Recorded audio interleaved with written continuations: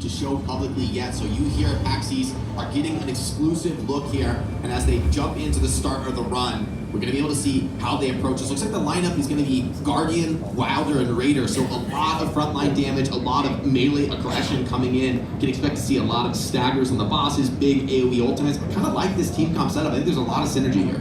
Yeah, this is being played live right now. The group you see towards the right side, so mistakes, whatever they are, whatever happens, happens. That being said as well, day number 1, we have a total of 3 days. Let's see how it goes. A lot of the times at the beginning of the first day, Jake, what are we going to be looking at? What is the team going to be going for in the first day? Yeah, so you can see at the top left people's levels, where everyone's level 1, they're spawning in, they don't have the most HP, they don't have the best stats, so they got to move pretty quick here into this level 1 camp, clear out the Soldiers of God real quick, just get rid of these so you can start leveling up, start to farm up those rooms, maybe grab some consumables. That's one of the keys to these runs, is just moving through these early camps very quick, getting the level ups so that you can move on, take on tougher enemies, and get stronger. When it comes to the map of this game, when it comes to laying everything out, the map changes every single run. There's a zone coming down as well. A lot of you guys are going to be watching this thinking, I can pick a better route. I can do this run better. This run is exclusive. It might not exist later. You might not be able to play the exact same way this team's playing. Your comp might be different. You can ping on the minimap though if you're playing with random filled players, even if you're playing with your team. These Sites of Grace as well, what can we see over here, Jake? Why do we interact with these ones? Yeah, so you come to the Sites of Grace to refill your flask, to get healed up, but also very importantly to spend some of these runes and level up. The other nice thing about Nightreign is that you're able to level up just across the board, get stronger. You don't have to worry about which specific stats you're going to level throughout each run. You just need to move through and take on some tough enemies. Looks like there's a Misbegotten soldier here able to get rid of this Leonite Misbegotten, get another level up. But challenging these mini bosses, this is an option. You could decide to take this fight, but it could be a tough one so early on in the run. This team playing with a lot of confidence so far. Waiting for the fan to catch up and get all the way towards that mini boss as well. It's important sometimes to stick as a group. We tried yesterday to maybe split apart a little bit. It's a risky strat. I feel like the best thing to do is go for these bosses, play together as a team. Everyone gets to hit it at the same time, staggered or not. Lots of action here at Nightreign. Yeah, this is a very nice moment here for them, getting a big stagger, able to follow up. And you can see this is the value of their build, right? With the triple AoE, they are just laying in to this Mr. Cotton Leonine. So far, doing incredibly well. Let's start to talk a little bit about their team composition, though. Wilder taking a bit of damage, getting low. They are going to go down on one. You see, when you go down in Nightreign, you still have the opportunity to be revived by your teammates. They can attack you and get you back up into the fight. Another stagger is pretty nice. Opportunity for a backstab. Everyone able to lay in the damage. And of course, with this triple frontliner setup, they're able to really take the fight to this mini boss. These staggers have paid pretty big dividends. Normally, you wouldn't see a group taking on a mini boss like this on just level 2. Another down. A second one. Every single time you end up dying. Get That's harder for your team to rest. Now it is daytime, Jake, so what does that mean when everyone goes down? Yeah, so in daytime, they're gonna be able to respawn, but it's gonna cost them a level, so they're gonna be back to level 1. This Leonine is so low, maybe they're gonna wanna come back and take it on, but we've seen runs kind of fall apart this way at times in the past, where you go for a little bit of a tougher foe earlier on, you take a risk, you could be punished for that risk. Do they want to go back and try and clear that mini boss and try and get this run back on track? I actually think this kind of an early death is actually recoverable, right? Like, you're still in the early game, you can still clear some camps. They're going to grab a quick buff to the flask here at the church. Could help them out as they come back and maybe try and finish off that mini boss. Yeah, a lot of things with Elden have been streamlined for this game. This is a complete standalone, brand new game type experience, though. Every time you're playing again, random things can happen. The map changes up. Meteors can fall down. There's volcanoes. Crazy things that only one can experience. We're back here to the Leonine, trying to finally take him down. It's getting close here. Don't want to go down again, but this one should be good to go. Yeah, they go down again, though. Hold on. Wait a minute. Still got hands. They should be able to get this res, should be able to finish off the mini boss. And of course, it was a difficult fight. It did cost them. And you see the way you res people in this game as well as you hit them. So, you gotta make sure you keep going for those hits. And that seems like it's an easy thing to get up. But when there's a boss in front of you, when you have a dual boss in front of you as well, those reses might be difficult. The boss also, once you take down a great enemy, Jake, what are you offered to get? Yeah, you're able to get some of these more powerful loot options, which could be better weapons, better armor or upgrades. It could also be just flat stat buffs, so you can try to be tankier, be more effective when it comes to challenging that Night Lord deeper in the run. that's also a big opportunity for them to get level up. So even though they lost some early levels, looks like they're still able to get up to level 4. Raider got to spend some of those runes though and get those level ups, because those are really going to buff up your early stats, really going to be game changing when it comes to taking on those mini bosses or tougher camps. Anyone in the crowd fans of anime? Can I just get a verbal cheer if you watch any anime at all? Cool. Are you guys familiar with anime flashbacks or pauses in the episode? So in this game, when you're trying to figure out what loot you want to take, when you're reading all these descriptions, when you're trying to make a decision, time does not stop. There's an ongoing zone that's coming in 24/7. The pressure is really on in these 40-minute bursts of gameplay. So you gotta stay active, you gotta keep moving. Every second you spend thinking is a second you're not swinging. Yeah, and you can see the level ups are really making a difference as they take on this camp of the Royal Army Knights. Able to clear it, grab some loot out of these chests, but they're a lot stronger than they were when they first started the run, and they're going to need to keep up that pace, growing stronger and stronger, because the Night Lord later on in the run is going to be that true test, and that's going to be really the toughest moment they have to face. Perspective with the Guardian here. Now the Guardian, I think you had some experience with him, Jake, doesn't really have a role, right? Yeah, I mean, it's very tanky, very defensive. Doesn't have a full dodge roll, but has this little sort of a quick step dash. They take on the Pumpkinhead here, trying to deal with this bigger moment of the camp. Let's take a listen to Larksa, though, as they end up fighting these mini bosses. See what she's able to get done. Hi. Yeah, so we have to kill like the small soldier guys and the Pumpkinhead looking boss. I mean, this boss isn't too bad. It's just like a lot of enemies at once, so you have to like coordinate, you know, like, oh yeah, you kill that guy, I kill the other guy. Right now we're just vibing, honestly. We're just pressing R1 and pressing dodge, so we're fine. Oh goodness. It's good to hear from Larksa. They're feeling pretty good this phase of the run. Able to recover after that early death. You can see, though, that Edge of Night started to creep closer, so as they clear this camp, time is a factor. You got to be able to take down this enemy. You can't just back off and play defensive forever. Pumpkinhead really getting them with some of these head slams. It just seems like one more Royal Army Knight to clean up before they finish off the camp.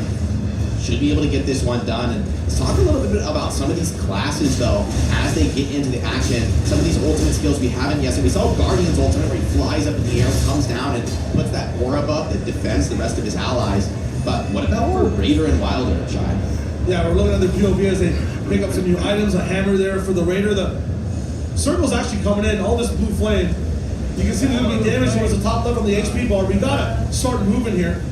Refreshing on those flasks. You have to start keeping up. It's not unlimited fighting time. We're talking about the ultimates as well, the abilities each class has. If you look towards the bottom of the screen, you see two little circles down there. It's going to scare you for fans of the genre. What's going to happen next year for Wilder, but... Get ready to clench.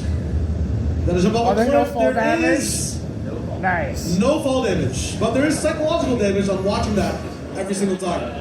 Yeah, it looks like there's a Black Knife assassin around in the ravine. See if they want to take that fight. With the Edge of Night creeping closer, though, there's kind of a tough decision here for our heroes. Do they want to fight these enemies? Is it even worth their time? Or do they just want to continue on to that next point of interest? Kind of constantly throughout these runs, you got to be making those decisions, staying coordinated with your allies, finding pickups across the map. One thing we found in our runs was that, staying as a group felt like the most effective for us. I'm sure, a couple of years people are going to have some crazy split up and farm the entire map speedrun strats, but let's be real, I'm going to go down and throw the run if we do anything like that. It's like they're able to find this guy on horseback, able to burst down him pretty quick, and sometimes fighting these mid-sized enemies between camps is a nice way to pick up some runes on the move as you regroup. You see one player lost right now, maybe, trying to catch all the way up. Still in that ravine. Has to find that spring stream if they can. Back to another side of grace to level up.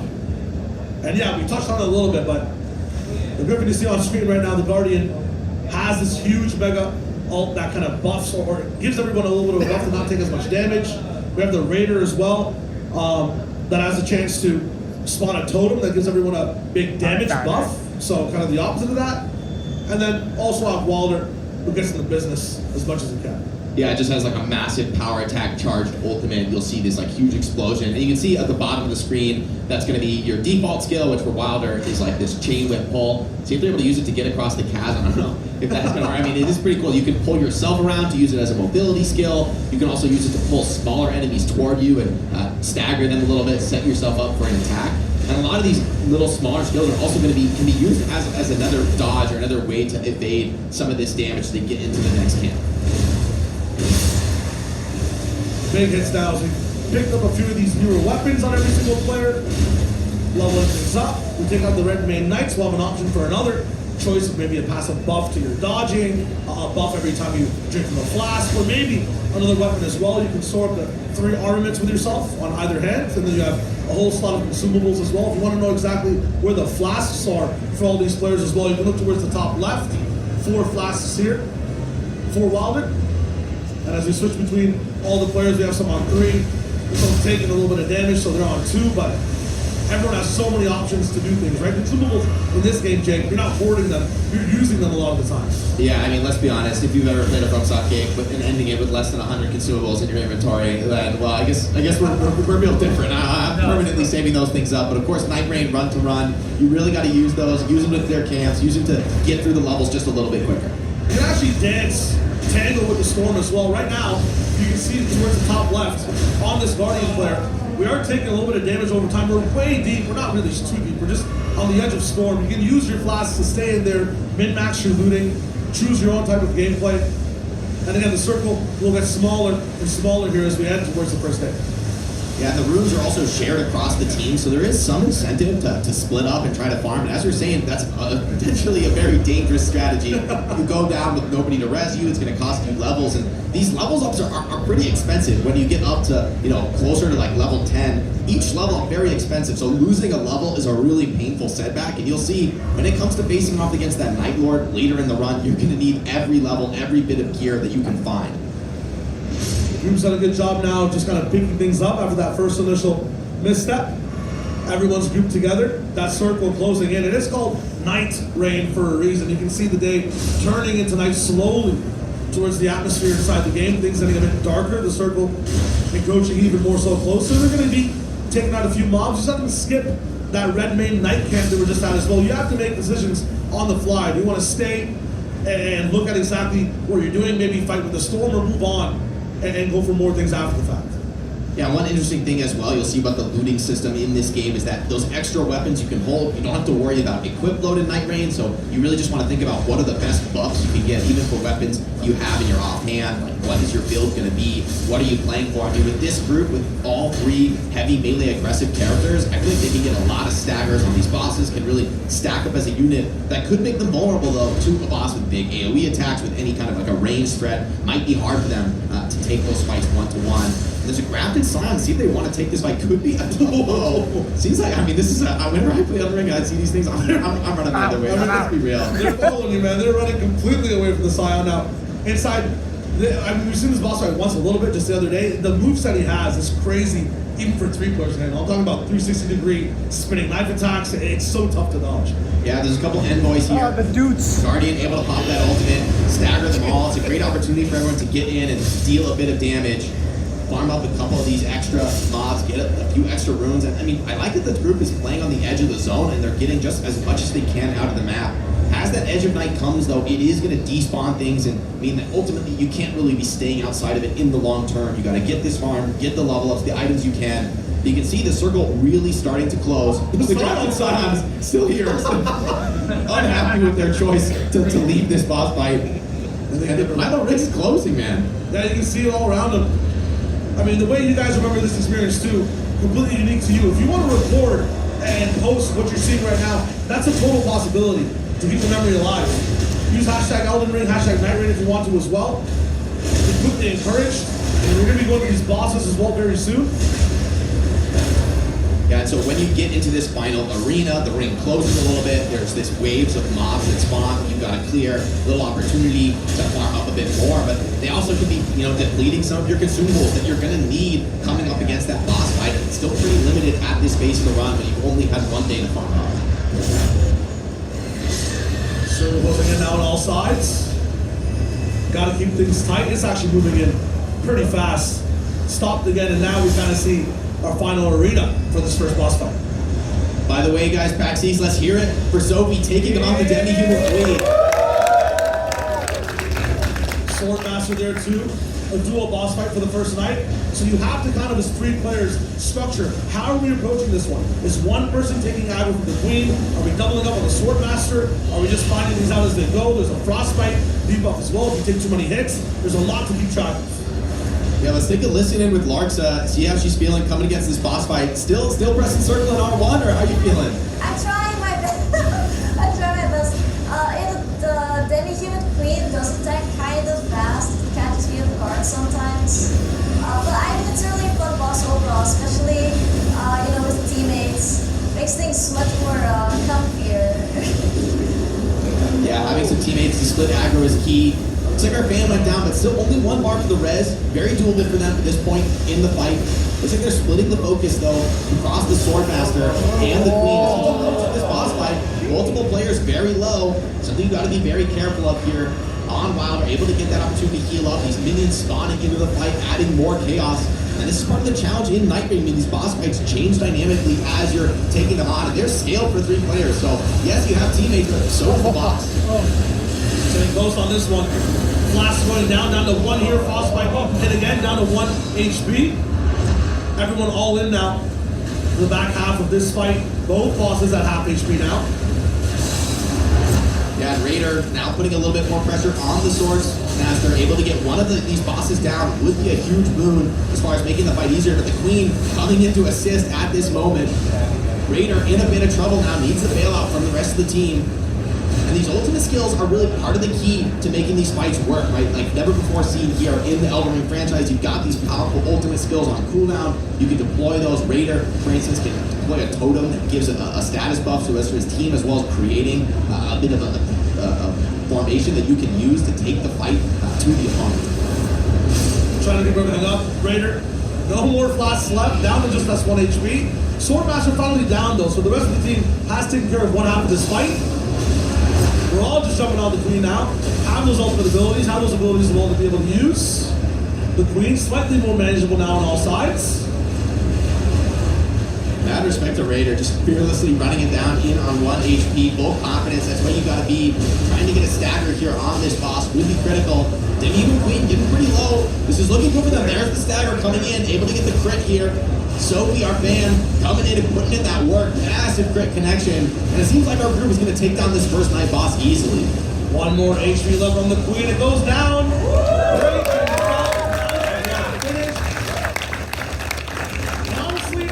History, that was flawless. I like that one. Let's keep it rolling. So you can see some of the options you get from this boss now, right? Resistance to poison, resistance to blood loss. Every single person's offered different options as well. So as you tune into a few of these, you can see here too. Successful parries activate golden retaliation, increase sorceries. Just so much, even when you're just walking, you might just get a dark cloud of stars summoning as you move around. I mean, there's so many different things to choose from. Every time you beat a boss, you get new options. And again, this is just one run. The map changes every time. The circle closes in a different way. You are probably plotting in your head how to make this run better. It will not exist when you launch the game. Yeah, I mean, that's the great thing about Nightreign is every run is going to be different and unique. And even today, we're still only able to show you 5 of the different Nightmares. There's going to be more bosses in the final game. There's going to be more characters that you can unlock and play as, more scaling for you guys to check out. So this is still just a taste of all the options that are to come here in Nightreign. Random stuff spawns around the map too. I'm just hyped to get my hands on it personally. We're watching it all day. That's also honestly good enough. I mean, every single experience is brand new. Day number 2 now, those that we're locking in with Jake. I mean, day 1, we saw these guys flying on birds, jump for some early camps. Day 2, what's the situation? What are we looking at? What's different on day 2? Well, there's more time to get farmed up, more time to get stronger. Larksa, I'm curious from your perspective, how are you thinking coming into this day 2? Well, I mean, our levels in that, honestly, I feel like we're doing pretty well, especially after, like, the first death we had. So, yeah, we definitely came back pretty well. So it's gonna be okay, hopefully. Yeah, it's good. I mean, honestly, that early death wasn't too painful. That level 2, it's pretty cheap, right? So you lose that, okay, not that big of a deal. Now, though, getting deeper into these levels, each one very expensive. So they're going to take on, it looks like this castle, a bigger POI. Opportunity for maybe some bigger rewards, maybe some more powerful loot, but it's also a bigger risk with tougher foes to face. And so you really get to constantly make those decisions as you play your run, especially if you're playing with friends, chatting throughout these. Do you want to run past these mobs? Do you want to try and farm up and get as strong as humanly possible? Every moment is a decision, you know, so it really plays into each second of the run. Rats underneath the castle. I think you move all the way up here. There's so many different castles that do end up spawning in, all of them having a different kind of mob towards the top, sometimes inside as well. A lot of the times you end up skipping these mobs as well and just going towards the top for that good loot. But when it's about XP sometimes, and when it's about runes, you want to farm everything. I kind of like the decision to clear all these mobs because really you're trying to get those level ups. You're trying to get the runes. You can spend those on consumables if you visit a spectral merchant. So you have a lot of options how you play. And each one of these mobs, there's always extra farm to be had. And I think honestly, it's like the best use of your time. There's a mob around, you might as well clear it, especially when you're all playing together, man. They can really cleave through these camps. Looks like a Guardian all up here on the roof. We're seeing our band immediately take the fight to him. Trying to get that early stagger. I always feel so bad for these guys. What did their ankles do to you, It's just tough. But this Golem will be going down 3-on-1. Ends up making it a lot faster.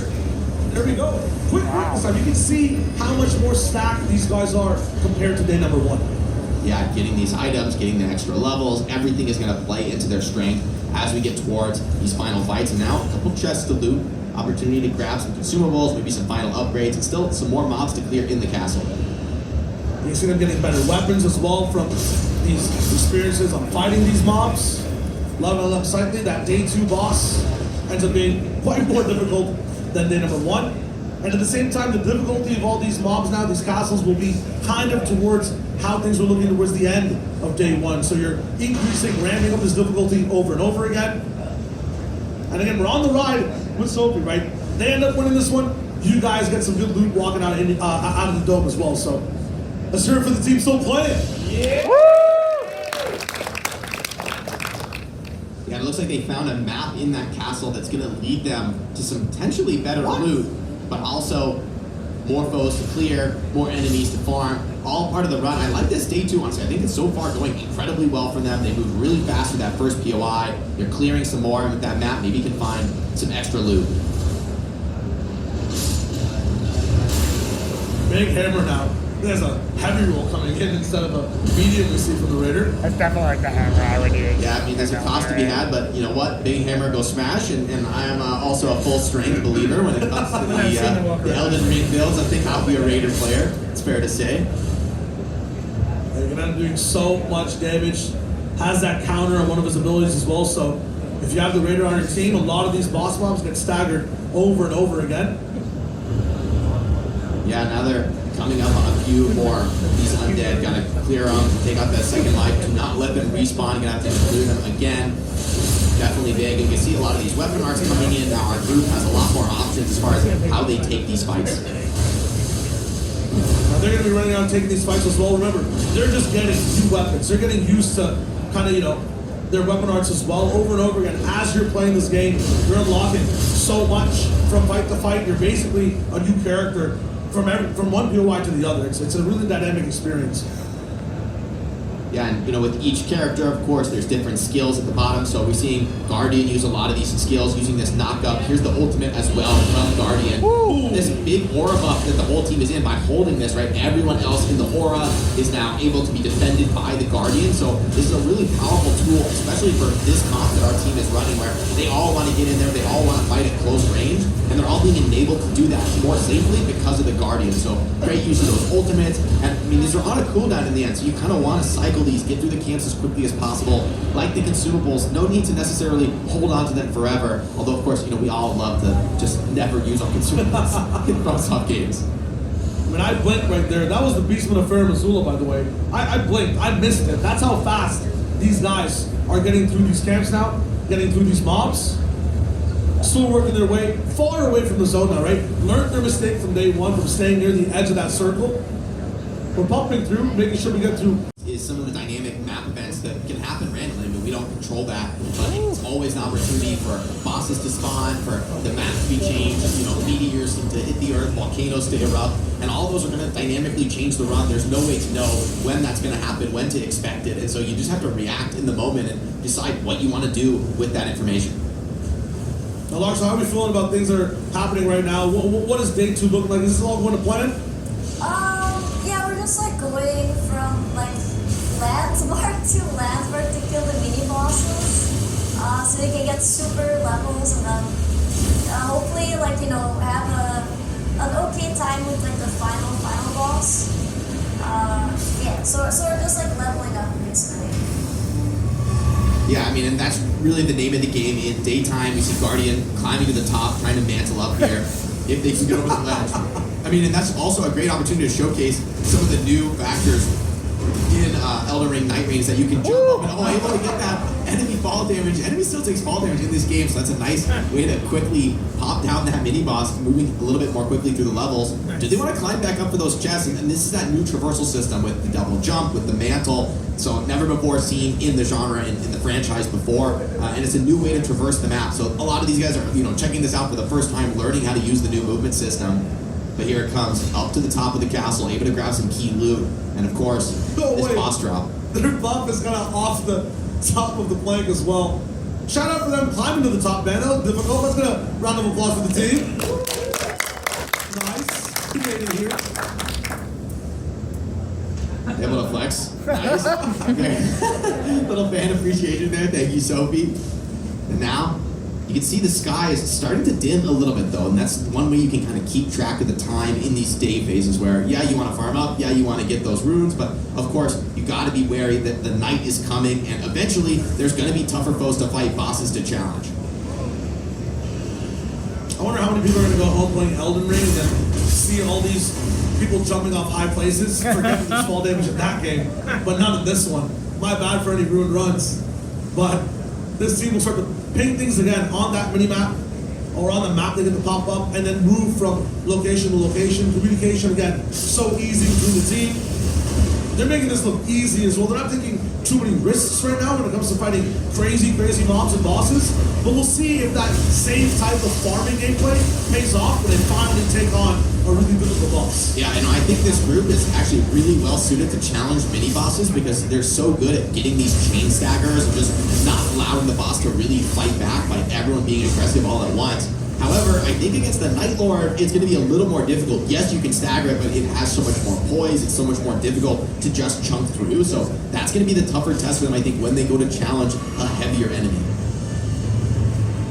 But they'd like to bring up this huge halberd axe. I mean, I blinked, I missed it. But again, every single time you finish one camp, you end up changing maybe your entire character's trajectory when it comes to the builds.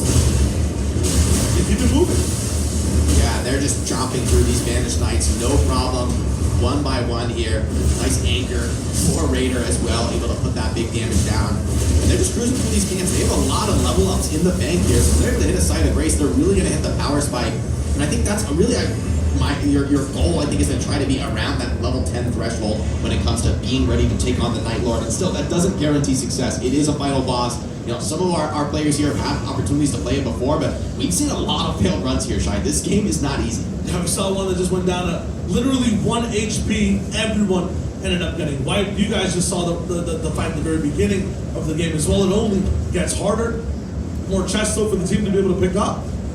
Making decision after decision, and again, time will keep going on. So you got to start managing exactly where you want to run. I can see the circle coming in for the team as well. Got to keep it rolling. Yeah, they're trying to navigate up these cliffs and climb up to the top, be able to successfully move through the zone, get to that next POI. You still have a bit more time, you want to get a bit more farm, maybe hit a site of grace on the way.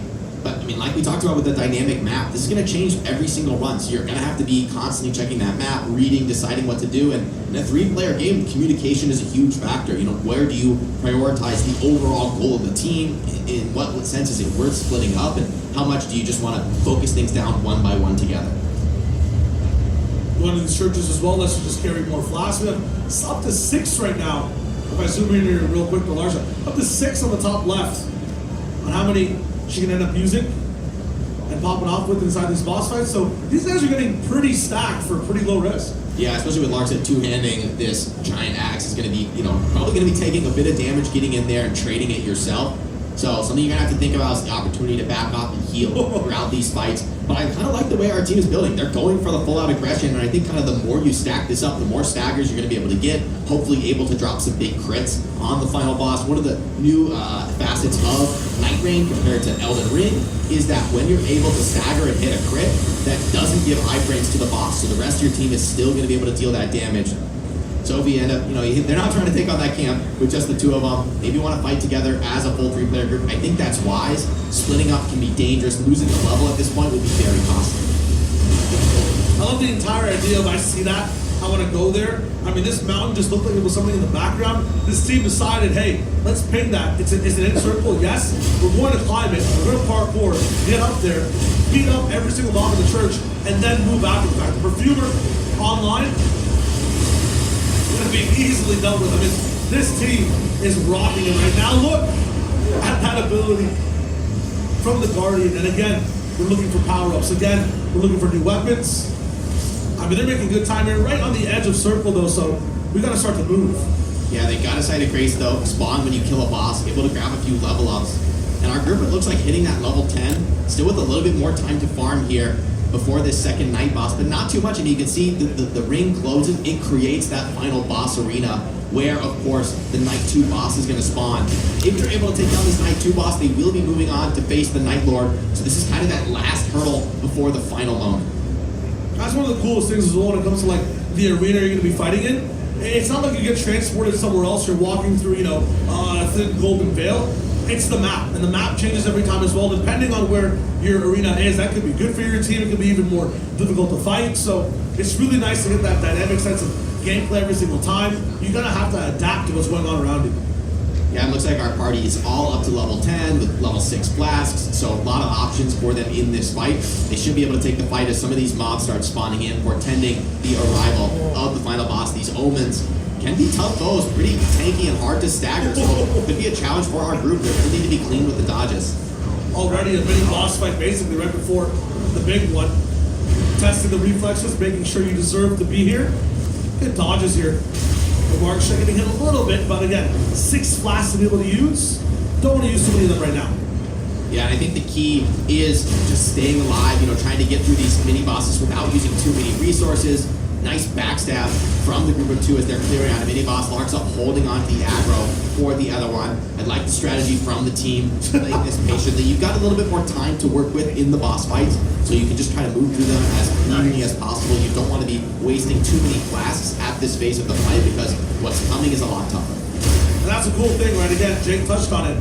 3-player experience, you really have to delegate, who's going to be the one taking aggro, who's the one kind of waiting on the sidelines. If you make one single mistake, the whole team can suffer as well. So it's really fun kind of delegating that. Going forward, though, the fellow Omen is going to spawn in. I haven't seen this one before, but I know a lot of people who are experienced with Elden Ring. This is the first boss to kind of struggle against. Now it's a 3v1. Oh, I'm actually curious the moveset he has from the main game. Looks like it is that second Margit boss.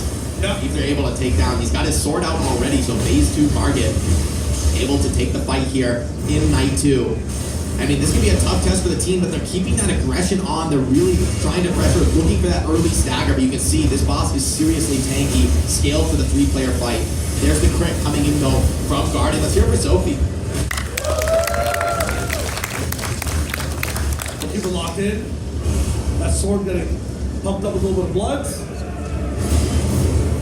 Big jumps, big swings from all players. Look at the HP on this fellow Omen. Barely even going down, and new mobs will start to spawn, so this team has got to be careful. Yeah, there's ads coming in.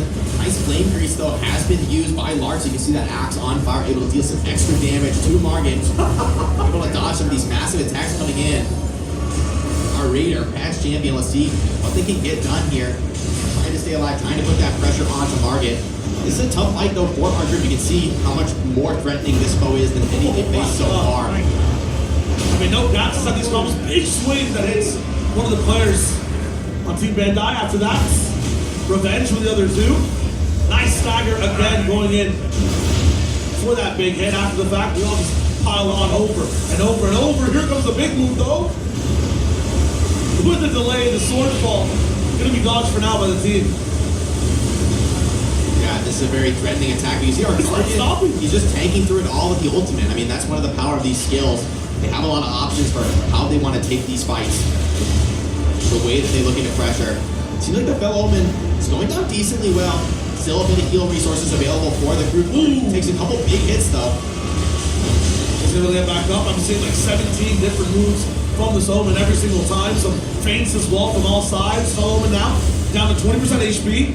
There's a little bit more to go. We're getting low on flasks from everyone on the team. Down to the final flask here for the Raider as well. So yeah, they're doing damage, but they're getting damage dealt to. Nice dodge, another one, and another at 1 HP. Huge from the Raider. Very nice, very juicy. It's a classic mistake of the Elden Ring franchise, trying to heal while the boss is aggroing you.